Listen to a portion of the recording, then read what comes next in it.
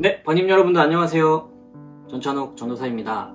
오늘 함께 나눌 명화는 마티아스 그리네발트의 이제나임 올터피스 속의 크루시픽션 오브 지저스라는 명화입니다. 마티아스 그리네발트는 16세기 독일 르네상스 시대의 화가였지만 르네상스 고전주의를 무시하고 중세 후기 유럽 예술의 스타일을 고수했던 사람입니다. 그가 그린 작품 중에서 이젠하임 제다나가 가장 유명한데 그 이유는 예수님의 십자가부터 부활의 모습까지 독특한 방법으로 연출했기 때문인데요. 마트리오시카 인형처럼 그림 가운데를 열면 다음 장면을 볼 수 있는 작품입니다. 그래서 이젠하임 제다나에서는 총 3가지의 모습을 볼 수 있습니다.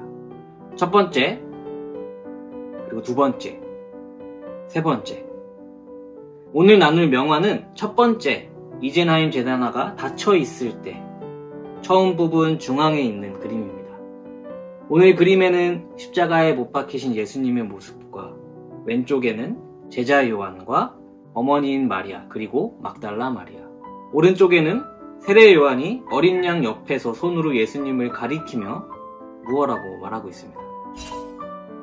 혹시 이 그림에서 무언가 이상한 부분을 느끼지 않으셨나요?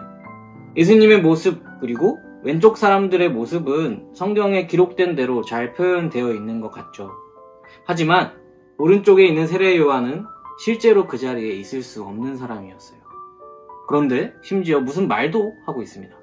그가 말하고 있는 내용은 라틴어인데요. 우리가 보고 있는 성경 요한복음 3장 30절의 내용입니다. 그는 흥하여야겠고 나는 쇠하여야 하리라. 아멘.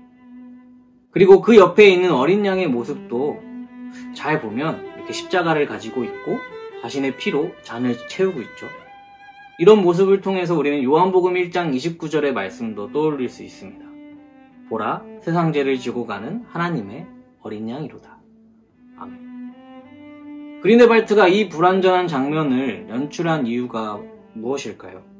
그는 비참한 모습으로 십자가에 달리신 예수님이야말로 우리의 구원자, 하나님이 예비하신 어린 양이라는 그 사실을 마지막 선지자인 세례 요한 그리고 우리에게 전해져 온 기록된 하나님의 말씀을 통해서 알 수 있음을 그림으로 표현한 것입니다.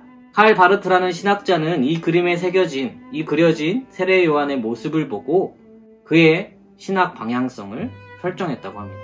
그는 세례 요한의 가리키는 손을 보면서 자기 자신, 또 다른 사상이나 생각이 아닌 전적으로 인간을 향해 오시는 하나님만을 가리키는 손이 되겠다고 다짐하고 그렇게 예수님을 알아가고 전하는 그런 신학자가 되었습니다.